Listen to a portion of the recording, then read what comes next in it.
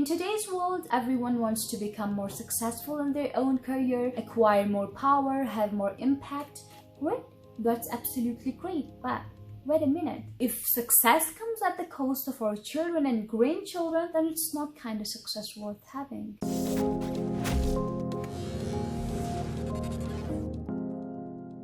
Hello, Assalamu alaikum, this is Yumna and welcome to Positive Everyday. Well, this video will be very different from our other videos on this channel. I'm here to talk about a book I've recently finished reading, The 80 Minutes MBA. The authors of this book are Mr. Richard Reeves and John Nell. I hope I've not mispronounced the names, never mind. 80 Minutes MBA is a very convenient book that helps the reader learn about basics of an MBA education. It's called A Shortcut to Business Brilliance, and as the title states, it's a very quick read. It frames leadership, ethics, finance, strategical concepts, and many things you will never learn at business school. Okay, this book has 5 chapters, and each chapter discusses or talks about an essential aspect of the business. I'll talk about every chapter one by one.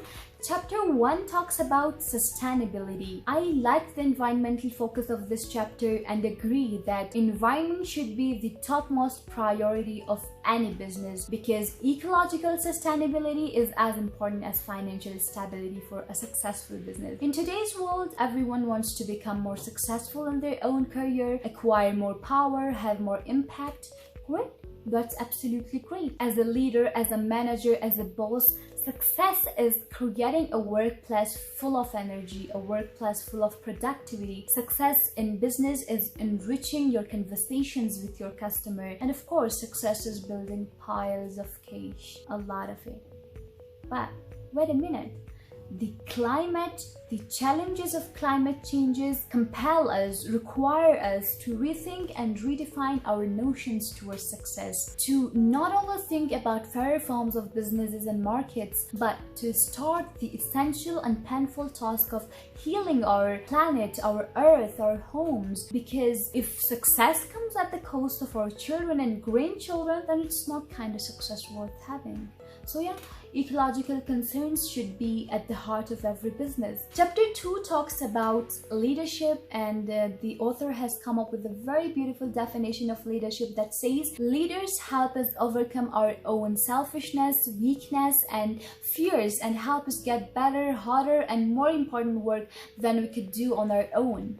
Okay, but you really need not worry not knowing about leadership a lot or start reading tons of leadership books in order to learn leadership. Rather spend less time worrying about being charismatic, intellectual, or emotionally literate, because you'll always be rubbish at certain things. I'm sorry to say this, but humans are unbalanced, and great leaders know this and accept this. They do not spend all their time getting better at certain things they're intrinsically rubbish at, because they know it's just a waste of time and it won't get your job done. So focus on your positives and accept your flaws, because this is what a good strategy seems like. Okay, another excellent concept that I learned from this chapter, leadership, was the importance of execution. The author says that a good leader knows how to execute well, and a good execution is far better than a good beginning. Moreover, the author has talked about wikis, which stand for What I Know Is. There are 4 wikis in order to learn business or in order to learn leadership. Number 1 is, where is the organization heading? Of course, in order to learn a certain group of people or a certain group of people to guide, you must first be well aware of that certain group of people's direction, where that people is going towards. Second, what's going on in your organization. Third, who your organization is. Fourth, how to build a strong team. So yeah, in order to learn business, you must know about these 4 wikis. Let's take the example of Google's hiring process. Every year, Google hire more knowledgeable people than they are. They hire people who could be challenged, who could give them tough time. They never hire people who couldn't add value to their product or their workplace or their culture. They never hire people who wants to work alone and not in a team. Therefore, Google is Google. Chapter 3 talks about culture, human resources. Do you know that 90% of the world's population hate their job and especially their boss? You see, this is a very serious issue. We come to understand that the necessary treatment is to change our workplace culture, and successful businessmen know that people is directly proportional to value. As a manager, as a leader, and as a boss, the toughest job for us is to make the most of those people in the organization. If you want someone to do a good job, give them a good job to do. Give your employees time sovereignty, give them freedom. The more freedom people have at where they work, how they work, when they work, the happier and more productive they are. Let's take the example of Netflix. The old strategy of Netflix was 10 vacation days, 10 holidays, and sick days. But their new guidelines that have made them get huge success is take whatever time is appropriate for you, but work it out with your boss, work it out with your colleagues, work it out for yourself. You see, Netflix has trusted their employees by giving them time sovereignty and freedom. Therefore, today, Netflix is Netflix. So yeah, a strong culture is very necessary for a successful business.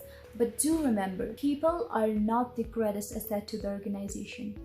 The right people are. Chapter 4 talks about cash, money, finance, the most interesting one. In order to learn business, you must learn accounting a little bit. You must know to read a ledger. You must be able to draw a demand and supply curve, or you will look like an idiot, because you're working for what? For money. And accounting is the language of the business. Last but not the least, chapter 5 talks about conversation, and conversation here means marketing. The old and traditional marketing is no longer helpful now.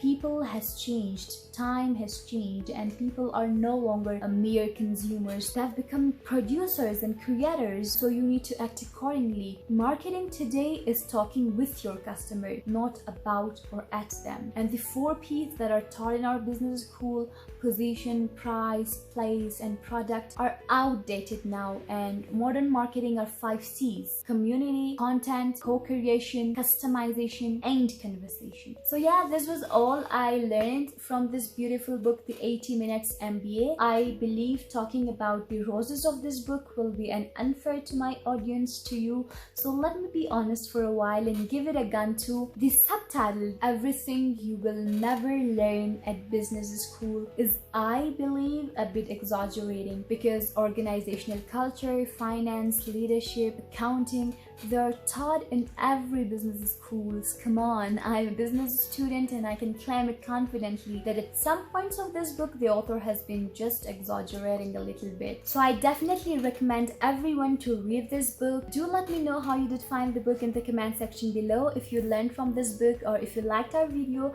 please contribute by smashing that subscribe button, and don't forget to like and share in order to let people know about this mind-blowing book. See you in the next video. Until then, stay happy, stay healthy, stay safe, take care. Allah Hafiz.